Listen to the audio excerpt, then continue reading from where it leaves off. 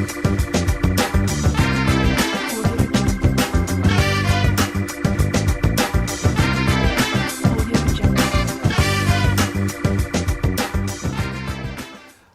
welcome to another edition of Talk with Confidence. This is where we have inspirational conversations with inspirational people. Today I have a truly inspirational guest in studio with us. He's an author and he's an entrepreneur. His name is Matome Motloutsi. Motloutsi, am I saying it right? Motloutsi. Motloutsi, okay.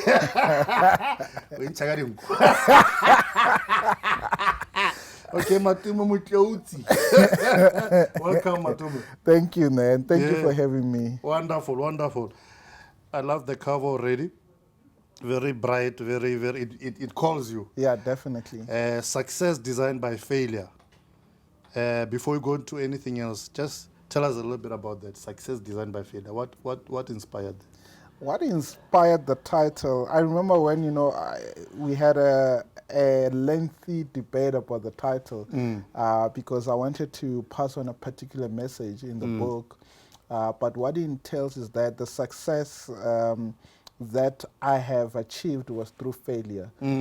So now the society has influenced us or gave us a narrative that success and failure are the two different things. Yeah. But only to find that success is part of failure and failure is part of success. Wow. So there's an inverse around the wording of how I came up with the title Success Designed by Failure.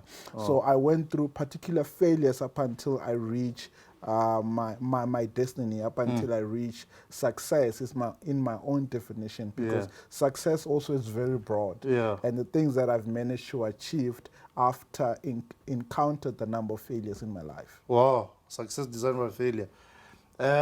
So obviously there's a story behind the book. Definitely. Tell us a little bit about that story. Where does Matome's journey start?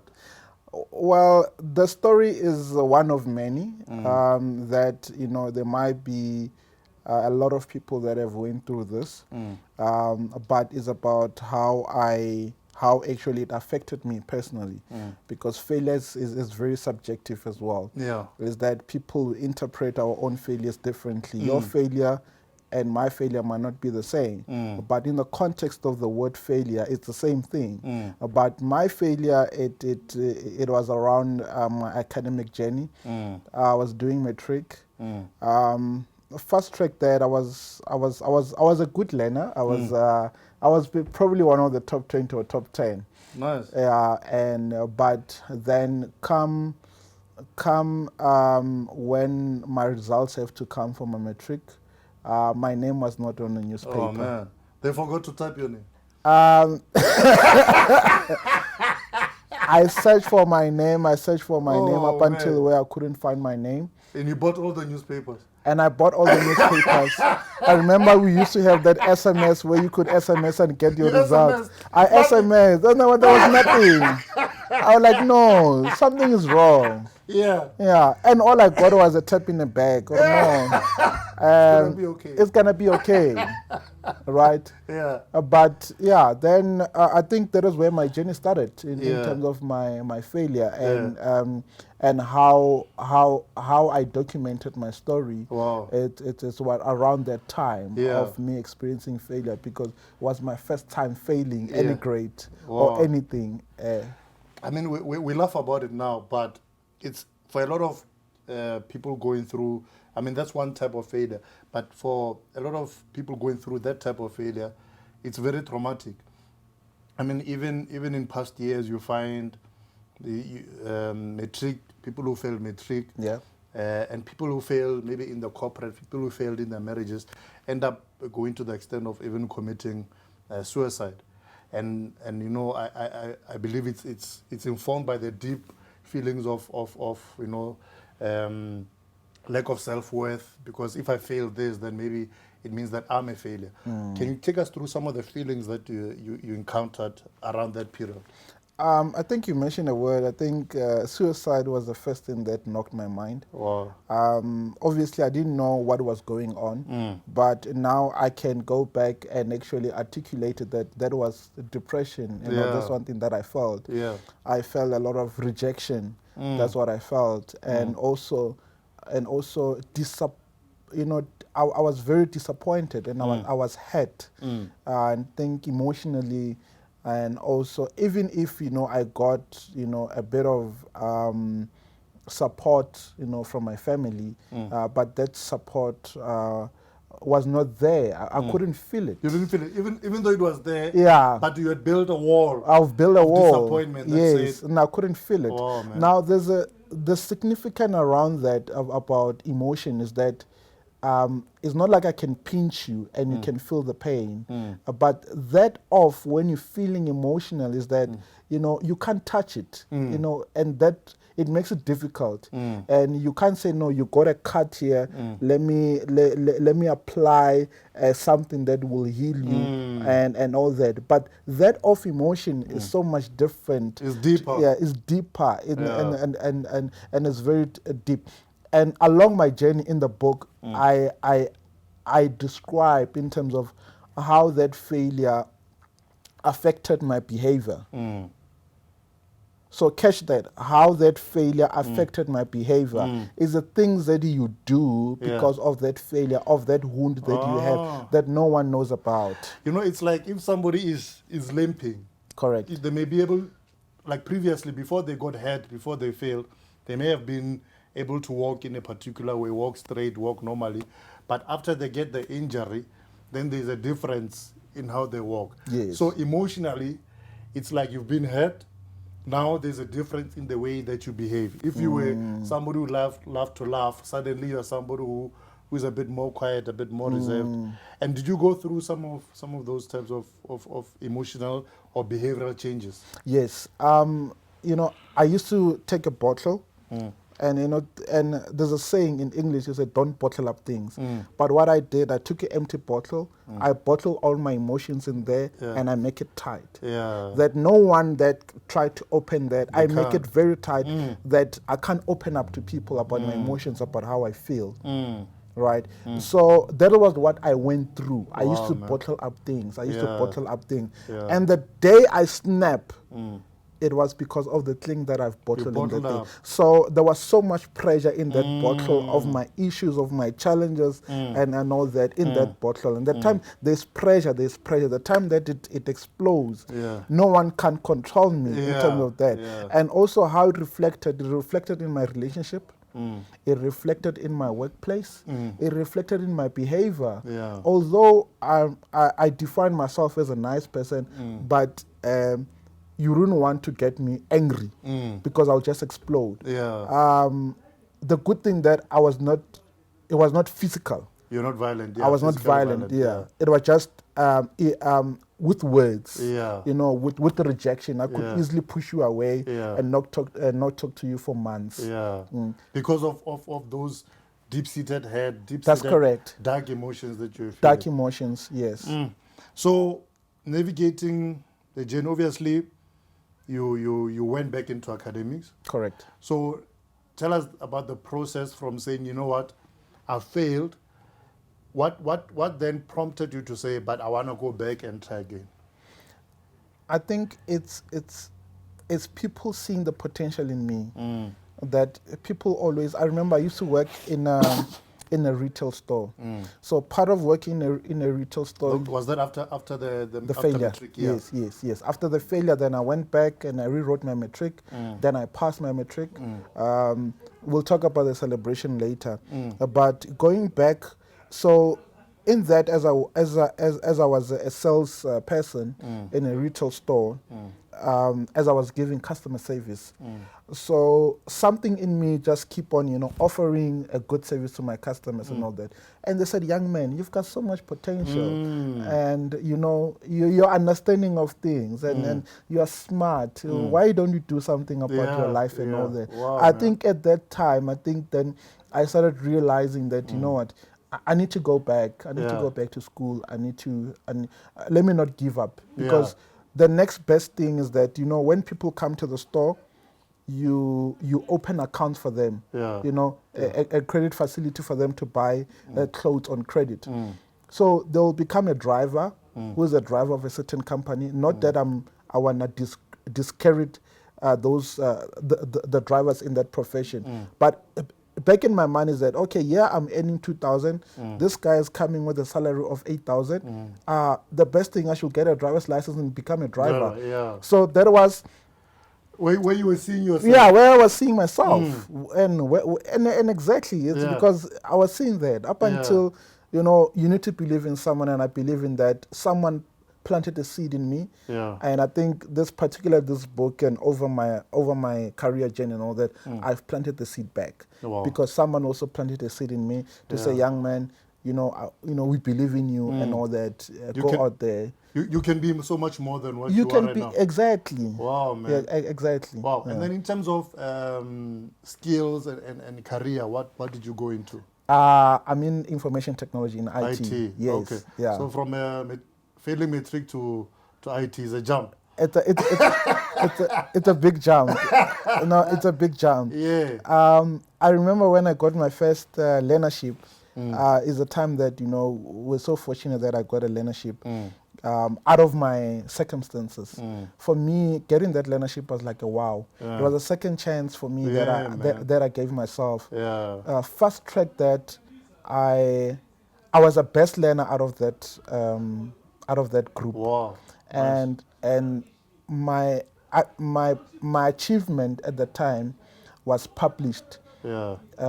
In the IT web. There's an IT web website, publisher website and all that. And I was published. Wow. Then at that time when my article was published and they're talking about me, Matome, being a top learner, performing very well in a top organization. That for me was that moment. And that in that moment, I shifted. And that moment, I started believing in myself. That moment, I started rising up. I started being confident, about myself, about my skill, about my capability. Where I would sit. I remember, I think I was 21 years, sitting with, in a boardroom full of very experienced people. But because they say, okay, young man, come here, let's mentor you, let's grow with you and all that. For me, that was a changer. That you need that particular moment. Because I was given a second chance.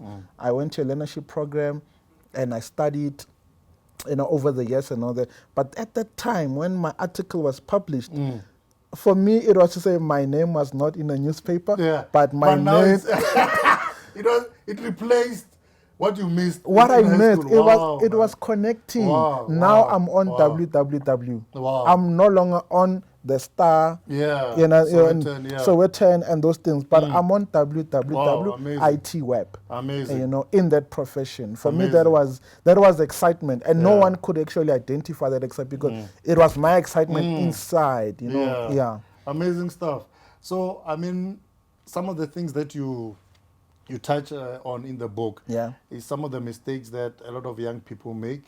So you get somebody, they've just entered into the job market and they know they're making a decent salary and then they start spending recklessly. Can you talk about that a little bit? Well, I think it's just the illness in our society that there's a word that we envy people. So envying people is that you see a particular individual driving a certain car, having a particular lifestyle, and what do we see in Kokasi, also in the rural villages where I'm from, is that we used to classify that as success. And that was the definition of success. That was the definition of success. We didn't know any better because we didn't have mentorship. We didn't have people that mentors to say that, no, young man, this is how you should spend on your money and all that. That for me is the thing that is a conversation that we still start having with young people. So the first thing that you want to get after you get a job, the first thing that you get a car, right? The car it brings a certain element that you want to cover up. When you want to go to particular places, you want to go minati. You want to be that guy. You want to be that guy.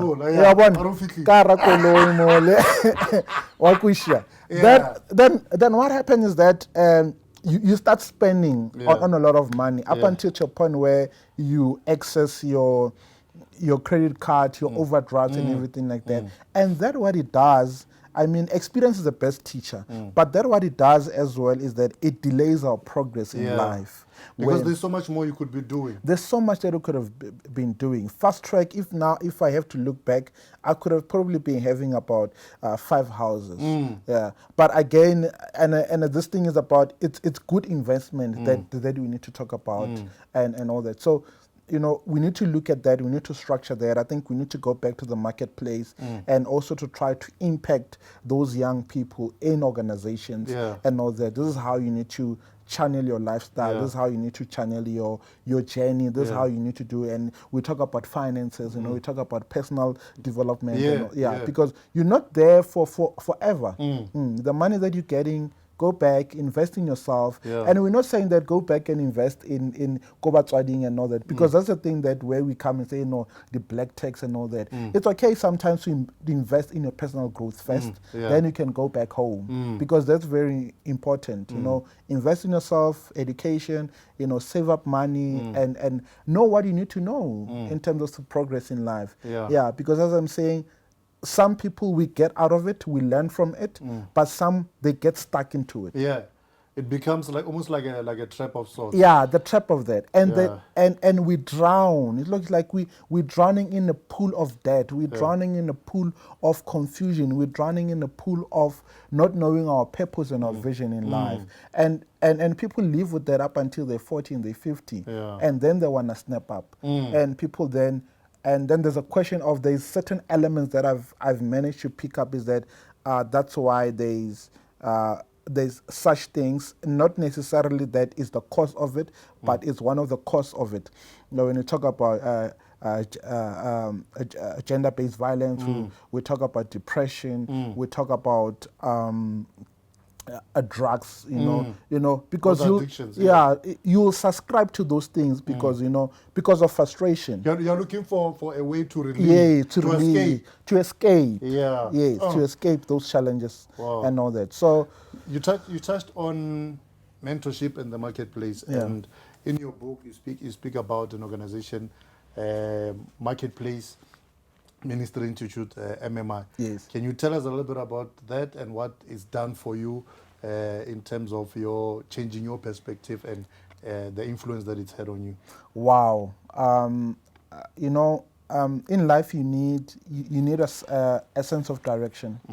You need a sense of people that have walked the journey, and that can say, young man, and come, let's walk with this journey. And this journey is not easy. And I think MMI is one of those things that they don't spoon feed you, and they tell you that, young man, this is the journey that we have walked, and where we talk about ethical leadership. You know, the country it's lacking that.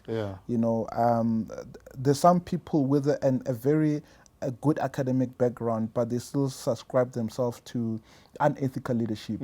So such institutions, they help the society. And what that has benefited me is that to have a clear vision about myself, a clear vision about my purpose and all that, because they articulate that more during the course.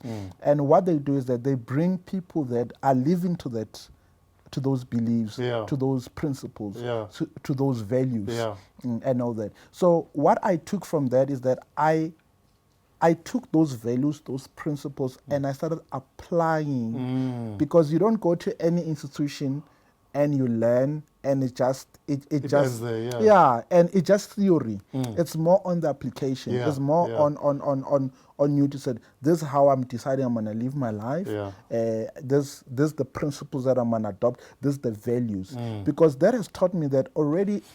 And in the process of going through MMI, and also after qualifying as a MMI graduate, things started coming to me where it wanted to question my integrity, it wanted to question my values, and all that. You had to do deep dives within yourself. To deep dive and say, no, this is not the teachings.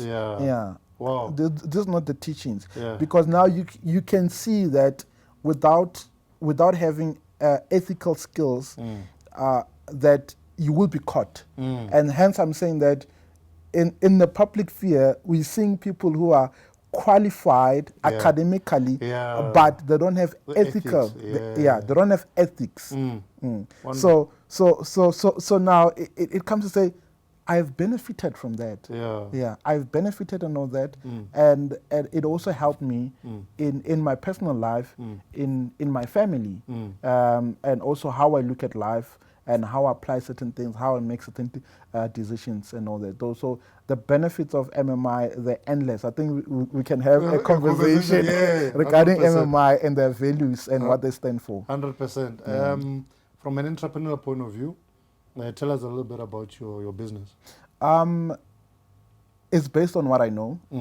I've started this business because of my experience. It's an IT organization, and we are passionate about adding value to organizations by using our skills and also using our partners to help other organizations. And I think I've a proven record of my contribution in my field, and hence I decided to start my own company where we deal with a lot of data analytics. We're dealing with a lot of infrastructure management projects. That's what we deal of. And also the purpose is that it's also aligned with us driving and giving value back to business. And also my vision with the company is also to open up the market and also to get more young people to be part of my organizations.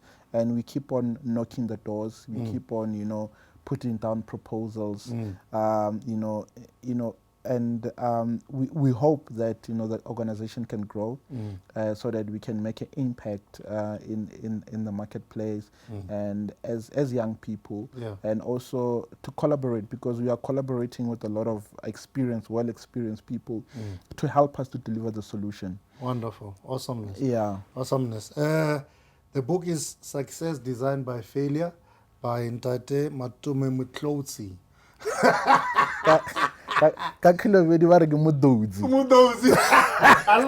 I like that one better.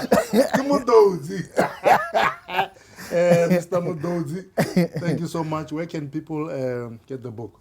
You can get my book. We are digital. We're running an IT company. So you have to. So we've got an online store. It's www.matomemotloutsi.com. Wonderful. www.matomemotloutsi.com. Wonderful. Guys, get the book. I've read it. It's quite spectacular. You'll get so much from it. And Mr. Motloutsi, thank you so much for joining us. Thank you, sir. Sharp. Thank you. That was another episode of Talk with Confidence with myself, Confidence Seleme, and Mr. Matome Motloutsi. Do join us again next time right here on Global Conference Television. Eitada.